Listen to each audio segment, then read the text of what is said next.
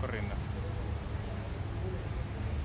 Bueno, es un globo construido en plástico, texturizado y construido como si fuese una escultura. Tiene unas formas abstractas, un tanto orgánicas, y entonces es una mezcla de sistema aerostático con escultura de piel transparente, y el sistema de vuelo es a partir de helio.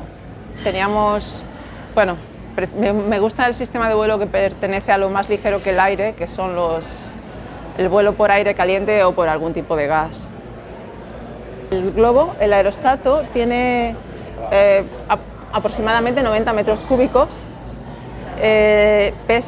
puede pesar 16 kilos, entonces para levantar 16 kilos, si metiéramos 90 metros cúbicos de helio, levantaríamos 90 kilos, entonces sería como, no podría sujetarlo yo.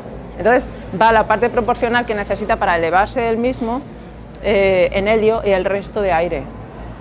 Bueno, yo he trabajado sobre el vuelo anteriormente, vengo de la escultura, pero estudiando Bellas Artes, realizando un ejercicio de la facultad sobre una escultura efímera o carente de pedestal, decidí construir una pieza que pudiera flotar.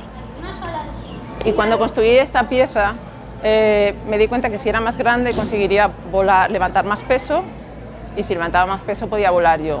Para mí tuvo sentido estar estudiando Bellas Artes en ese momento, y entonces yo volé con uno de los artefactos que construí en el año 2003, y a partir de ahí se han ido mezclando las esculturas inflables con los ejercicios y trabajos de experimentos de vuelo.